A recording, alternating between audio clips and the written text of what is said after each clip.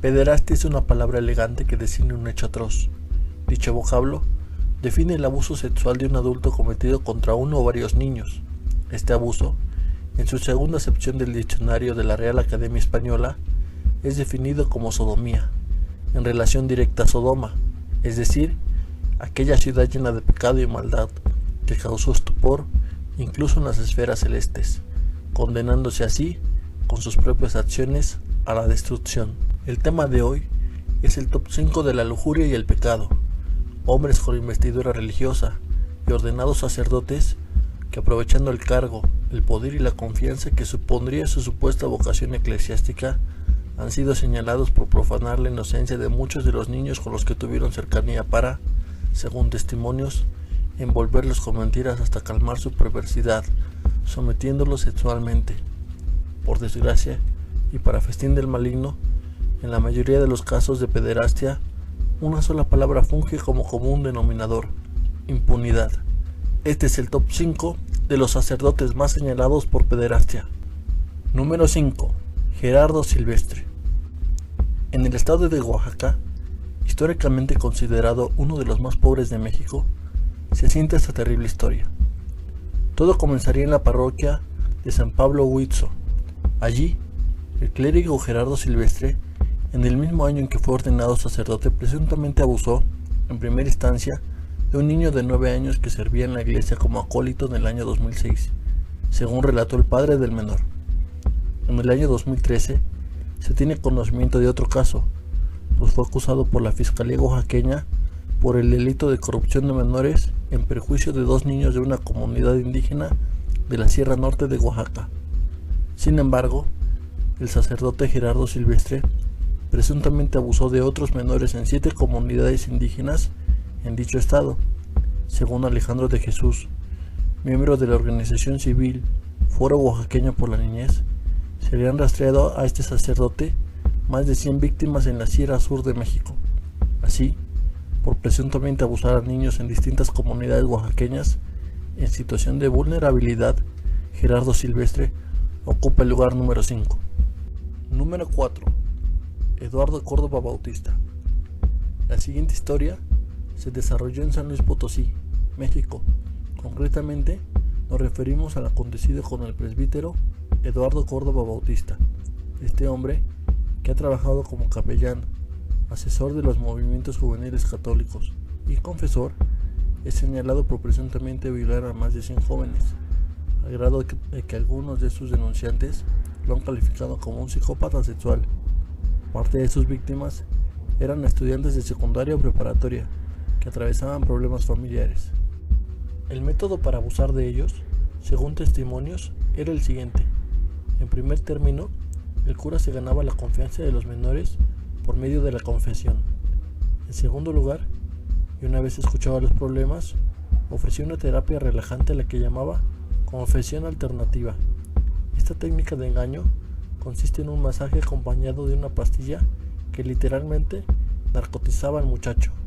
Una vez en ese estado, el abuso podía consistir en tocamientos, sexo oral y violación. Muchas de las jóvenes víctimas guardaron silencio por temor a ser desprestigiados por una figura de poder ligada a la política mexicana, y porque además eran amenazados con hacer públicos sus secretos de confesión. La primera denuncia por abuso sexual ocurrió en el año 1983, cuando el señor Eduardo Córdoba ni siquiera era todavía sacerdote, sino encargado de biblioteca de una institución marista. A pesar del hecho de que la iglesia de San Luis Potosí tuvo conocimiento, se le concedió ingresar al seminario y poder ordenarse como sacerdote en 1988. Fue hasta el año 2014 en que el Vaticano suspendió y dio de baja al sacerdote Eduardo Córdoba por un hecho probado de abuso sexual a un menor. Así, por presuntamente violar a más de 100 jóvenes en situación de vulnerabilidad, en vez de fungir como guía y mentor espiritual, y además por crear la pasmosa confesión alternativa, Eduardo Córdoba Bautista ocupa el lugar número 4. Número 3. John Giogan. John Giogan aparentaba ser un hombre bondadoso y caritativo, que ayudaba a familias en situaciones difíciles, ya sea económicas o emocionales, y por supuesto, donde siempre había niños. Trabajó como sacerdote en Boston, Estados Unidos, y tiene al menos 131 señalamientos por abuso sexual. John cometió actos de pederastia mayoritariamente con niños. Uno de ellos solo tenía 4 años. Algunas de sus víctimas, que lo han calificado como un depredador sexual, han narrado cómo el cura les tocaba los genitales y luego los obligaba a ellos a hacer lo mismo mientras rezaban. 86 personas recibieron indemnización económica por $10 millones de parte de la iglesia a consecuencia de los abusos del cura, a cambio de terminar el caso de forma extrajudicial. Algunos de estos niños, ahora adultos, llegaron a durar años bajo el sometimiento del sacerdote, y a pesar de que la arquidiócesis local tenía conocimiento, únicamente iban trasladando al pederasta de parroquia en parroquia, incrementando inconscientemente el número de posibles víctimas, como en tantos otros casos similares ocurridos en diferentes partes del mundo, como por ejemplo México y España. Número 2. Marcial Maciel. Dentro de la iglesia mexicana, quizá no exista ningún otro hombre que a la par que iba sembrando un legado de luz y gloria ante la luz pública, al mismo tiempo iba sembrando una historia que a la postre lo ligaría con temas tan oscuros como la pederastia. Marcial Maciel nació en México y fue fundador en 1941 de la Congregación Católica Legionarios de Cristo. El sacerdote señalado, entre otras cosas, por abusar sexualmente de menores y tener hijos con diversas mujeres. Según el esvocero papal, Joaquín Navarro Valls, los primeros señalamientos por pederastia cometidos por Marcial Maciel llegaron al Vaticano a principios de 1990. Sin embargo, el en aquel entonces Papa Juan Pablo II no prestó total credibilidad a las acusaciones e incluso en algún momento de su pontificado lo puso como ejemplo a seguir para los fieles. Y además, en noviembre del 2004, a solo un año del final de su periodo papal, le otorgó la bendición en el Vaticano por su 60º aniversario como sacerdote. El escándalo llega a tal magnitud que incluso el propio hijo mayor de Maciel acusó a su padre de haberlo drogado y violado. El mismo vástago, Raúl González, junto con su hermana Blanca Estela, acusaron a su progenitor de obligarlos a masturbarlo y a tomar fotografías de la acción. Raúl también ha declarado que fue abusado desde los 8 años. Por su parte, Omar González, hijo adoptivo, también acusó a Maciel de abusos de tipo psicológico y sexual. Por su parte, en 2014, el cardenal mexicano Juan Sandoval Íñiguez, arzobispo emérito de Guadalajara, declaró a la prensa que Maciel era un psicópata, pues él mismo como estudiante en Roma sabía de las andanzas de Maciel desde 1956. También lo calificó de esquizofrénico, con diversas personalidades, como la de hombre santo, esposo, homosexual y gran empresario.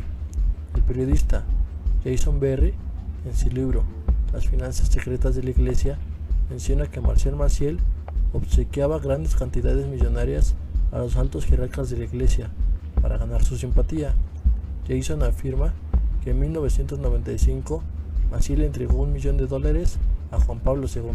Los Legionarios de Cristo tienen presencia en por lo menos 18 países, cuenta con alrededor de 900 sacerdotes, 3.000 seminaristas, además de universidades, colegios y fundaciones. Marcial Maciel nunca fue procesado judicialmente y solo con un nuevo papa en turno en 2006 fue cuando fue retirado como sacerdote e invitado, como único castigo, a llevar una vida de oración y penitencia. Según el activista contra la pederastia y el sacerdote Alberto Thié, a Maciel se le calculan más de 100 casos de pederastia durante su vida. Número 1. Lawrence Murphy. Uno de los casos más desoladores de pederastia en la iglesia es encabezado por el sacerdote Lawrence Murphy. Los hechos ocurrieron en Wisconsin, Estados Unidos, entre los años 1950 y 1974, en un colegio en modalidad de internado para niños sordos.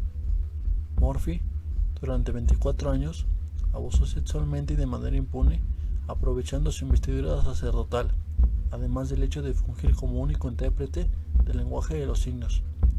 Los niños no tenían forma de oír.